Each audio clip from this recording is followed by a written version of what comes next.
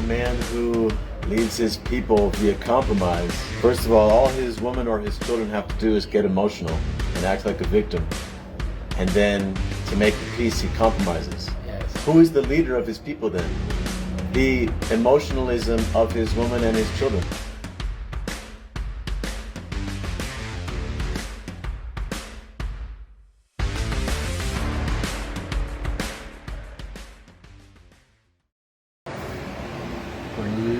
We're live. Be a chief for your people. Be a chief for your people. That's not, what is that?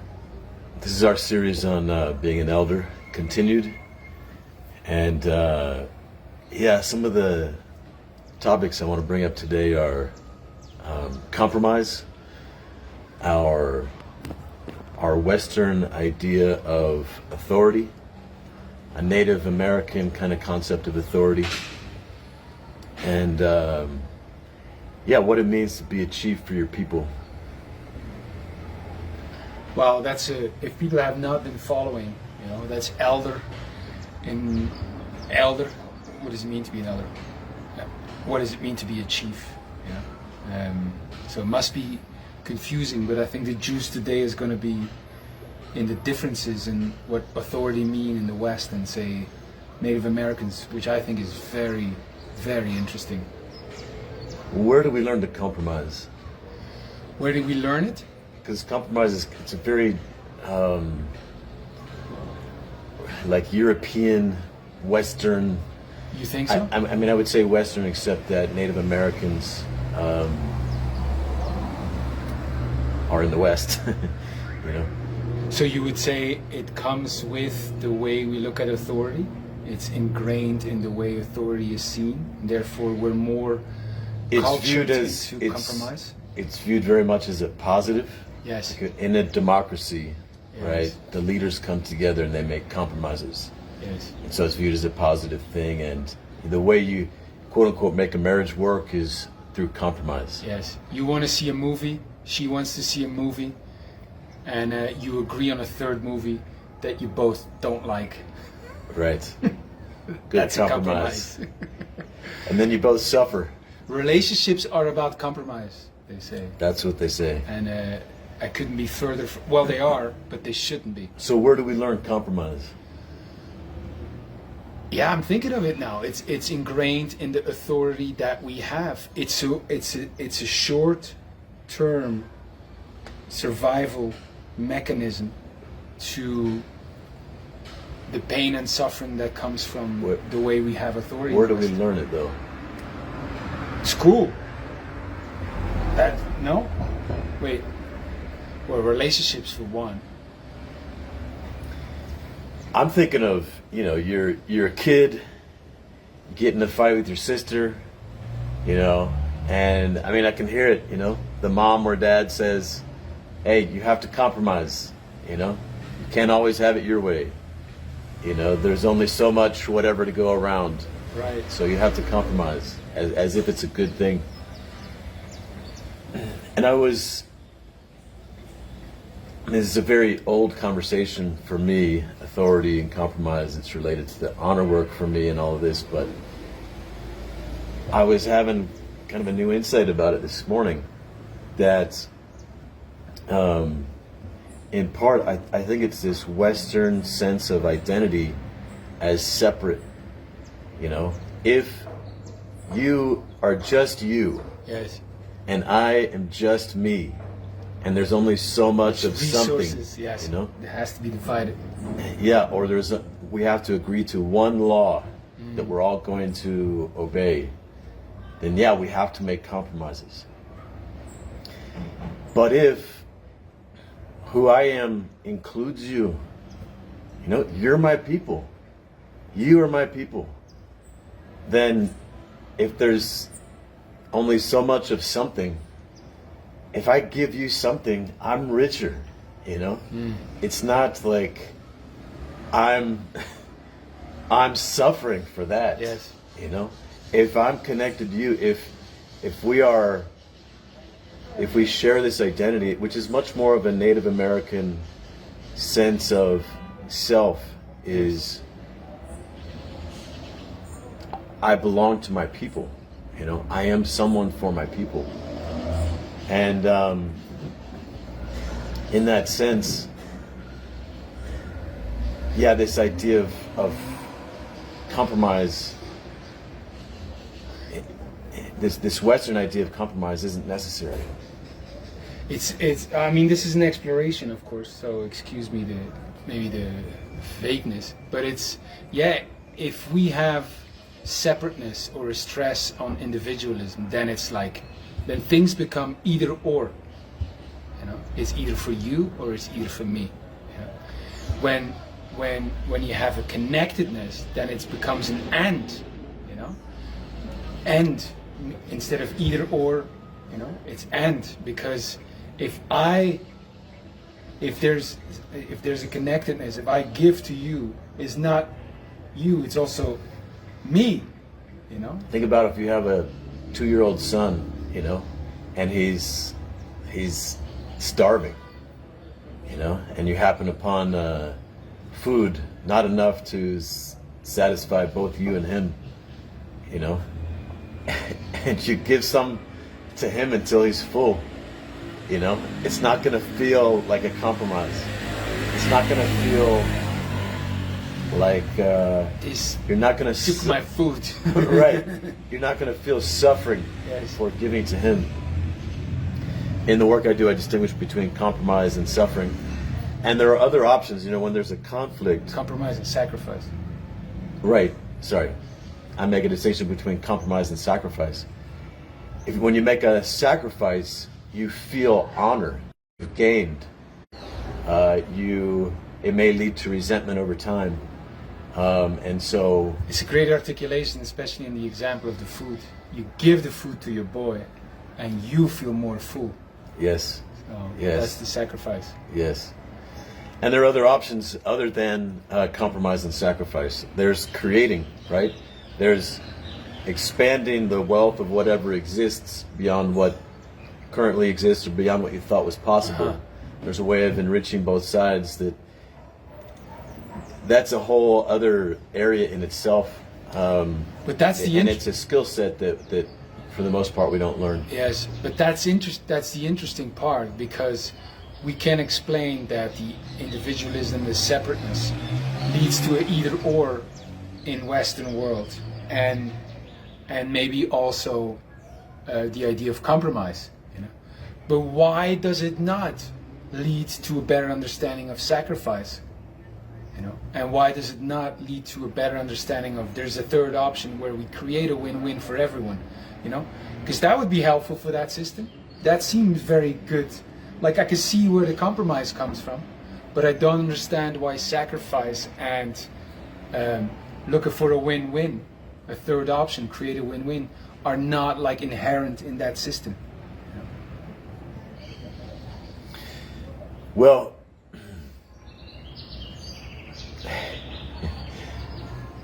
just answer this in 30 seconds, Michael, okay? Yeah, this could sound racist against white people. But there's very much a history of domination, a way of domination in the Western way. Different from how, you know, a Western idea of authority is very different from say a Native American idea of authority, for example. And it's really profound, the distinction. And most of us Westerners are very fucked up when it comes to issues of authority, including self-authority. You know, when it comes to guiding ourself, we have learned self-domination from being dominated. We have learned even to make compromises of our own values when it comes to ourself, because we've been trained to compromise by those who were our authorities. It's almost like a violence towards a peace compared to a peace. It's almost like a fight compared to a caring for. You know, like everything is a fight between people, between nations, with your own desires and I have to come in and, instead of like a care for, okay. Yeah. My body, I need to take care of my body so it understands that we don't need to drink alcohol or whatever, or go to the gym. Well, you can go back to, the Catholic idea of original sin. You're born a sinner. You're born wrong. Your body, your desires, everything that's of this earth is wrong, is evil. Just right there's the separation and the division. Yes. The war, right? Well, yeah, as if something is wrong and we need to correct it. You are wrong. Fundamentally, I mean, that you can't go deeper than that, Yes. Just by being born. So, whereas in a Native American context, although I've spent very little time with Native Americans, what I've learned from people who have spent good time with them, and even if this is all a misunderstanding, another way, let's call it a Native American way of authority is, as chief was explained to me, a chief is one who carries all his people in his heart. A chief is one who weeps for his people. And to be a chief is not to have authority over your people. To be a chief is to be granted the authority to represent your people and speak for your people, because they trust you so much. Yes. And they trust you so much because you move with them in your heart. And you so stand for them, and you so are with them and from them, that they fully trust you. Yes. To speak on their behalf, to lead on their behalf. And the moment they no longer feel that way, you're no longer a chief. Yes. So authority in a Native American context, that's something you grant. It's not taken away. Moment to moment. The Yes. moment that you no longer feel someone speaks with you in their heart, they're no longer your chief. But it's the same kind of trust in that. It's the same kind of trust in people that they know what's right. Instead of us in the West, we don't trust ourselves because we're wrong, and so we need to put a system in place that will do it for us. We need to have a third party that will do it for us. We need to have a voting system that will give that guy the power. And it's a real lack of trust in ourselves. We really elevate democracy as like the best governing system, but democracy is still in many ways the majority forcing the minority. Yes. To do things the majority's way. And if you elect new leaders every 4 years, there's a perpetual state of fear. Yes. And threat of losing your freedom, losing your possessions, losing your way of life by who gets elected in the next 4 years. And a continued cultivation of domination. It's in the system. Yes. And it's just assumed. Yes. Like we don't even question it. Yeah. And so it's almost as if, to lead is to dominate. So what's the best? Yes. What's the kindest way of leading? Well, the least amount of damage. Yeah. Let's only dominate the less than 50% of the people at any one time. Yes. Right. So, whereas in a Native American tradition, and if you're thinking, there's no other way right now, that's exactly the culture that we've been raised in. Yes. That we think there is no other way than that. The water we're swimming in. So when I post on my Facebook group about men leading or men not compromising, it can sound very much like the kind of dominating leadership that we've been accustomed to in the West, which has in many ways harmed many people and harmed ourselves by self-domination. We often try to dominate ourselves. Self-discipline, self-motivation, like do it to yourself. Do it to the part of yourself that doesn't want to get with the program. Yes. This division, self against self. So, in a Native American way, it's very different. They have things like the talking stick, for example. Everyone comes together, sits in a circle. It's not everyone sitting facing the leader who's up on a pedestal. Sit in a circle. Each person gets a chance to speak their mind and say their piece. And everyone respects the right of that individual who's not, in their sense, an individual like in the West. He's like one set of eyes of the tribe. He's the voice of He's one heartbeat of this organism that has many heartbeats, ears and eyes. He has his own wisdom, his own genius. He is also your ancestors, born again. He is also your brother on the battlefield. He is also your caretaker of the land. Well, I see now how, and I would love to explore this maybe next time. How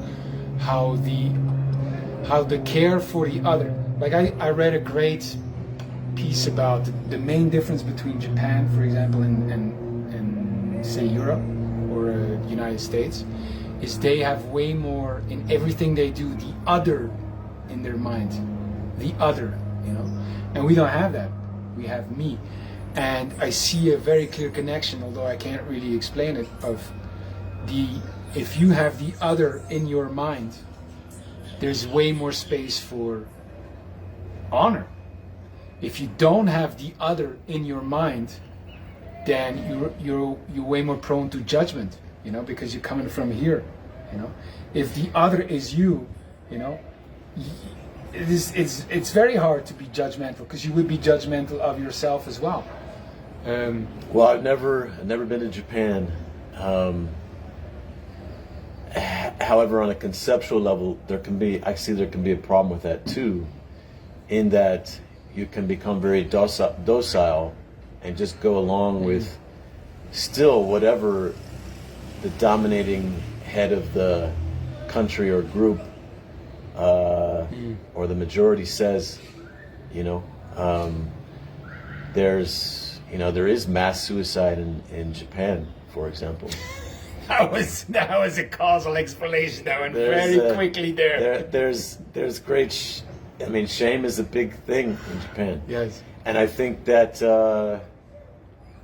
So I'm not. I'm certainly not trying to say that I have the answers. However,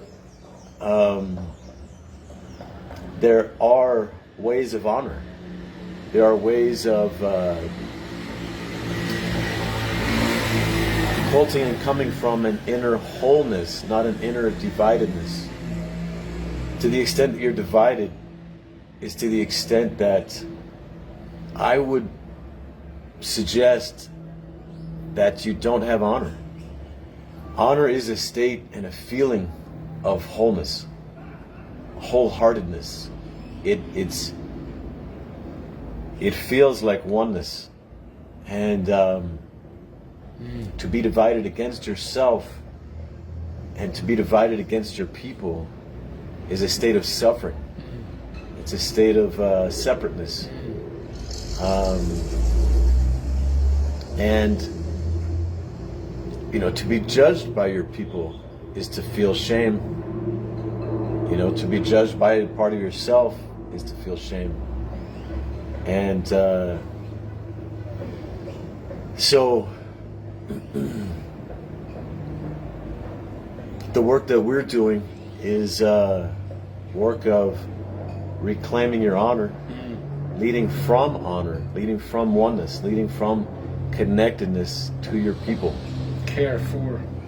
And not a way of self-dominating, but imagine being a chief for yourself and a chief for your people. Meaning you have such trust in yourself, your own leadership, that you just go along with your leadership.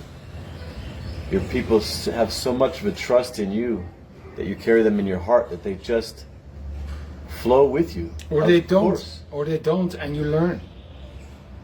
You know, it's such a natural thing. So,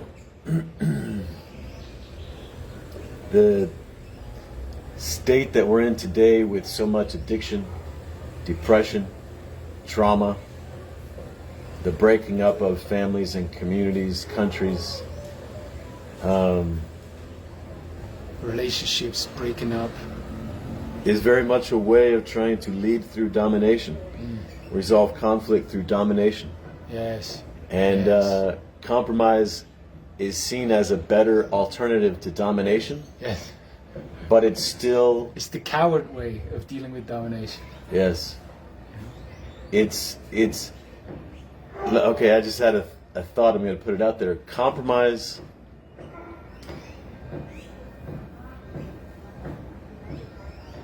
I just lost it, but it's like the compromise is the coward's way of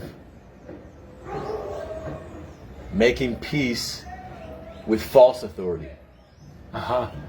Hold the thought. What I was seeing is that compromise is ultimately an act of indifference. I do not care for you enough to try to make this work. Instead, what I'm going to do, I'm not liking it, but I'll go along with it anyway. And in the back, I'll judge you. Or it could be also, I don't care about myself enough, my own honor enough, my self-respect. Yes. I don't care enough about being a leader for my people. A compromise is giving up. It's giving up. It's and giving in, giving up and giving in. It's surrendered. Surrendering your heart-centered, wholehearted leadership. Yes. Of, for, and with your people. And it's disconnecting from your people, from the other. It's like, okay, you know, you have it your way. Yeah, and a man who leads his people via compromise, right? First of all his woman or his children have to do is get emotional and act like a victim, and then to make the peace, he compromises. Yes. Who is the leader of his people then? The emotionalism of his woman and his children. Happy wife, happy life. And he makes an excuse for his failure to lead by saying things like, happy wife, happy life. Yes, yes, yes. And he's supported by the rest of culture, so they don't have to feel that bad. He is betraying his woman and his children and his people by surrendering his call to leadership to the emotionalism of the people who would otherwise want to follow his leadership. Is this you? You know? And it's hard to see where we're compromising. I once asked my following, you know, how have you been compromising? And I did not receive one answer. Not one. And such is the power of compromise that, you know, we don't know when we're doing it. You know? Yeah, we're not attuned to when we're compromising as if it's a bad word. In the first place. Yeah. And we're not attuned to honor for the most part. Yes. As if it's the place to get to. Yes. Compromise as the place to move away from, and honor as the place to get to. And this is what we do inside of our work. Leading self and our people from a place of honor and no compromise. Yes. And this is the work we're gathering to do together with men who are choosing to take on the weight, the load, the responsibility to be trusted leaders of themselves and their people. Yes. Lead from honor and no compromise. And it starts with no compromise. It starts by saying no to the things you've been compromising. Like really face that and start there. You know, be it your relationships or your work or your lifestyle or the dreams that you've been giving up. To say no more, stop. And then as you go and you reclaim and regain your honor, you also feel a bigger call and bigger power and love to take care of your people. You'll feel a stronger power to do that. Your wings get bigger, and so you could take care of more people. And that's the work we're doing at large, and especially here in Medellín. Yeah, in many ways, men who've been raised by single mothers learn this way of compromise. And, if to the extent that they always want mama's approval and they don't want to hurt mom, they don't leave home and they don't leave her breast, They always need that suckling, that mama approval. And they stay uninitiated into male adulthood, into masculinity. They stay emasculated, and they to the extent that we compromise, we emasculate ourselves. They don't have the freedom, the liberty that comes with being prepared to disappoint your mother. They're so afraid of disappointing your mother, and to become a man is to gain the freedom to be prepared to do that if necessary. And they saw their mother suffer through a lot as a single mother. So it's normal. And they wanted to be the good boy, the Yes. good son. They wanted to comfort the mother when she was upset. They wanted to be her little hero naturally. Yes. But without that strong male role model, to set boundaries, to say no, to lead even in the face of her upset, they don't learn to lead. Yes. They learn to still try to be a good enough boy. And we're a bit, and I think it's great as a discussion, a bit all over the place. What would you say right now in this moment? We have 2 ceremonies, live events coming up in Medellín, the end of October. What are they about? Who are they for? so we're leading 2 ceremonies, which are also trainings, in the way of honor and no compromise as leadership of self and your people, for men who wish to be even greater leaders of their people. This is really for men who have already separated from mama. For men who, because not until you do separate and take on self-leadership fully, not being led by moms or your woman's or society's upset, emotionalism, judgment, not until you've taken that, until you've stepped apart and taken on the challenges of that, will you face the call to leadership and the challenges of leadership at the next level. So this is not for the boy who's still living at home. This is not for the male who has left home but is still letting mama lead the way. Yeah, this is not for the man who lives alone, but you still bring your laundry to mama. This is for the man who is making his own way in the world and who wishes to carry an even heavier load. Yes. He realizes that Yes. my people need my leadership at the next level now, and I need my own leadership at the next level now. And he's willing to Yes. face that extra burden of responsibility. Willing to face, by that I mean if you feel that call, that you say, wow, there are some people that I could serve, take care of, but at the same time you feel the weight of that, and the burden that could be, that's exactly what it is. That's exactly who we want there. And if you look around your life and you can see the ways that you've been trained to compromise, and to some extent you're compromising, which is perfectly natural in the Western Yes. world, because we learn domination, self-domination, and we learn compromise. These are the ways that we learn, and there's very detrimental effects Yes. to our own spirit of aliveness and honor, and to our own people suffering Yes. from lack of our powerful male leadership. So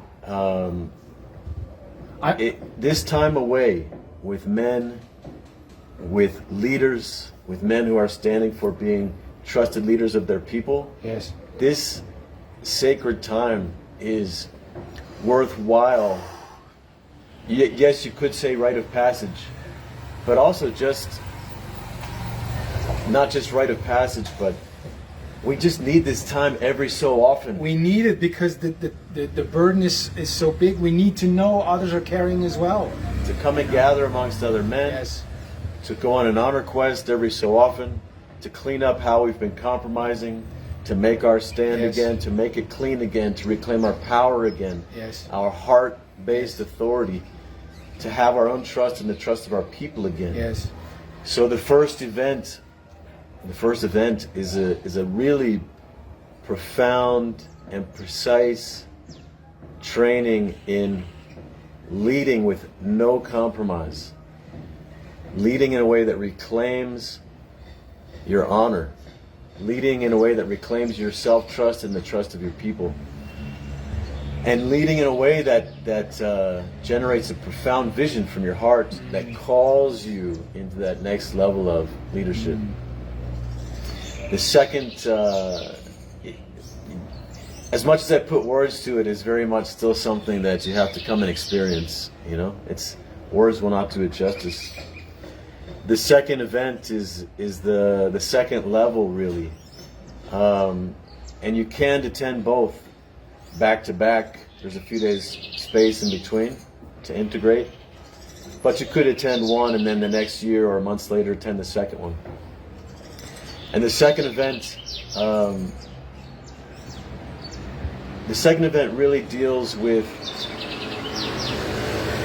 the conflicts that you encounter amongst your people as you are attempting to lead. The first one is much more about the conflicts in yourself. The second one is much more about the conflicts among your people. So between you and your wife, your business partner, you and your children, you and parents, you and brothers and sisters, You and community leaders.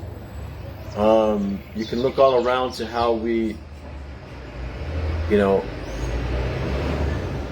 very much go to war,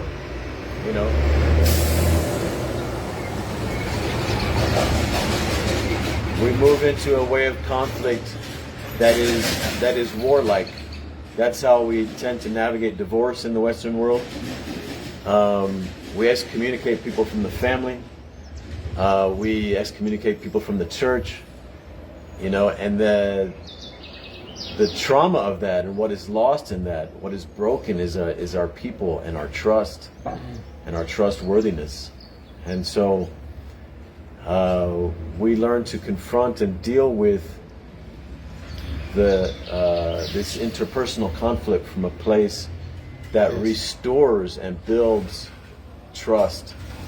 So this is for, I was just looking at the names, this is for a Rob who's leading a community in Bucharest, and wants to take on a bigger load and creating win-win for him, his staff, his clients, maybe taking care of the younger men that come through the doors of his community. This is for a Christopher who's, been very self-absorbed and is seeing the light of taking care of younger men and speak his genius to them. He has incredible experiences to give, So how to do that with honor and power, For a Federico who's been a sexual healer for many years and now feels a strong call to bring his genius to other men, and how to do that. This is for a Nicholas who, is shifting from looking at spirituality to real relationship. He's married and he's committed to his wife, and he has a calling to bring what he knows, what he sees, what he's learned to younger men. So it's for him. It's for a Philippe, who has incredible gifts and has not found a way to bring his lessons to the world, and is like on a crossroads of like giving up or going back in, and take care of more people. So it's for all those people, and if you are in any way like them, it's for you. If you're ready to take on a bigger load, to care for more people and lead with honor and power, and always looking for the win-win and without any compromise, then this is a great training. And we also have a Facebook group that we're opening where we're calling for men taking on next level responsibility, whatever that is, to come and join us and reclaim your honor and your vision with us there, reclaim your people, and we'll be doing some powerful trainings and great work inside of there. And by the way, I want to mention, many men in the Western world, we have, like I was saying before, we have a very kind of traumatized relationship to authority because others have tried to dominate us, And what I would say is, certainly I'm not facilitating these events or these trainings from a place of authority that I know best, there's no me telling you what to do. This is simply, and I like to think of it as a sacred ceremony. It's you reclaiming the leadership of your own heart, your own wholeheartedness, carrying all your people in your heart, and from that place, you know what to do. And so it's with a very sacred honoring of your sacred heart-centered leadership. It's not it's not a Michael way at all, Hopefully not. It's to whatever extent you feel I'm trying to dominate or tell you what to do or whatever, then reject that. In fact, I think this is very important, Hans, for a first step for men wanting to reclaim a sense of authority in their own life where they really trust themselves. It's first to reject all false authority. So to the extent that you feel like a part of yourself is judging yourself into making a change, reject that authority. It's false authority. To the extent that you feel like someone else is trying to judge you into a new way of being, reject that authority. It's false authority. When you feel called from your heart into a next level of change or a greater level of responsibility, that's when to answer the call. When you feel your own heart calling you, that's when to answer the call. And when you're hearing that, we're here in service. Yes. So that's the offering I would like to extend, Yes. If you hear and answer that call, I'm here to serve.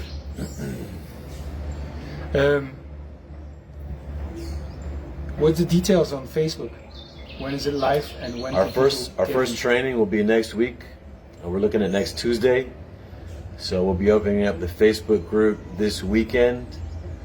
Reach out to us in a private message, or post in the comments.